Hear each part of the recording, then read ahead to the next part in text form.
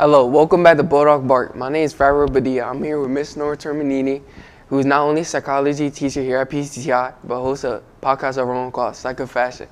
Thank you for joining me, and tell me, what is Psych of Fashion, and how did you come to develop your own podcast? All right, well, Psych of Fashion is really a platform where psychology meets fashion, and it's really simple. It's to focus on what we wear, why we wear, and how it impacts us.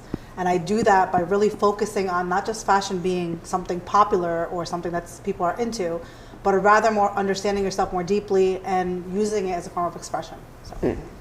Well, that's great. So hopefully you can help me dig into today's topic. As a PCTI student, every day we wear the uniform, a collar polo and khaki pants, but it seems like students often express themselves with accessories, and I'd like to talk about sneakers. So what roles do sneakers play in your personal life? Well, I would say sneakers have always played a major role in my life. I mean, when I was younger, I can recall being in middle school and getting these Deion Sanders sneakers, which I thought I was like the coolest kid alive walking around with them.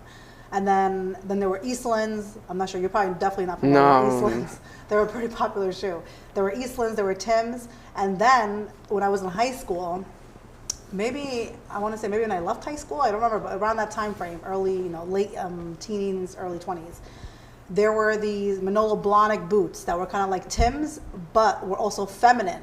So it kind of bridged the gap between comfort and also being feminine, and obviously high fashion being Manolo Blahniks. And then now today, as a mother, obviously I really rely on sneakers because I needed to make sure I am able to navigate life with my children. So. How do sneakers influence self-identity for individuals? Right, well, I think sneakers communicate who we are. It tells the world essentially what we're saying without having to say a word, right? By showing that we are involved in whatever subculture, a part of whatever group, what we're into. Think of Dunks, for examples. They're into skaters, right? So Dunks are the actual skater shoe of today. When I was growing up, skater shoes were the Converse. But so it's kind of this way of evolving, but still kind of staying true to the group that you're a part of, but expressing it in a unique way. What kinds of psychological or branding factors drive people's preferences for sneaker styles?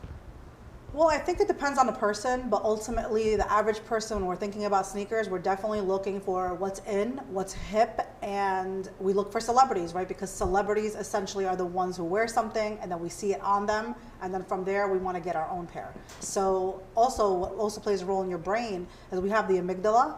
That's really where your emotions are. So with the celebrity and seeing them wearing that and connecting with that emotionally, also triggering that conditioning process, and there's a part of our brain called the cerebellum, which when you are conditioned to learn something that is based on reinforcements, based on how you associate things together, that is essentially what plays a role in making something appear that it's desirable, that it's more valuable.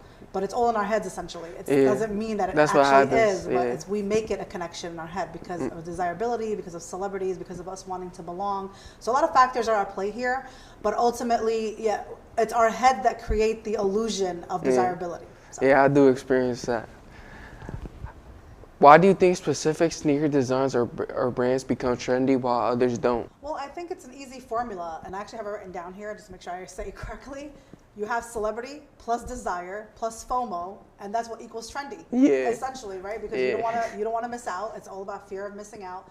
But I would say JOMO, have joy in missing out, because you don't need every pair of sneakers, because we're always being bombarded with a new pair to wear, right? And it can be costly. And it can take up so much room in your house. So that's I have many sneakers. It'd be 1 month I want this sneaker, another month I want another one. Then you want the same sneaker in a different color. Then it's a high top versus a low top. So it's like a never-ending thing. So where do we draw the line? Right? But so keep that in mind. You are in control more than you think. So. How do students at PCTVS use sneakers to express themselves since everyone is in uniform? Well, I mean, uniform is a must here, and obviously uniform is for safety reasons, and it is a good thing that we have uniforms in the school. However, students need to find a way to stand out. So how do they do that? One way is sneakers, right? It expresses who they are, it expresses what group they're a part of, and it also helps them connect with their peers. Like when you see your friend wearing the same sneakers as you, you're like, oh my God, that's so cool because we're on the same wave. Whereas other ways students look to kind of fit in, it could be like those Stanley cups that they use, or having a different backpack. So there are different avenues people can use with their uniform to help them stand out. So this is my favorite sneaker right here. It's Balenciaga Track Runners. Yeah.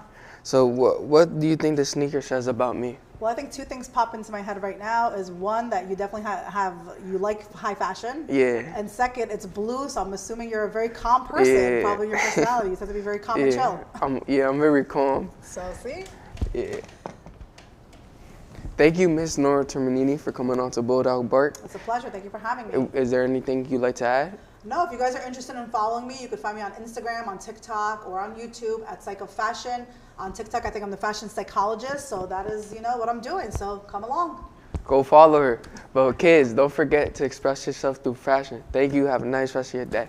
All right, awesome.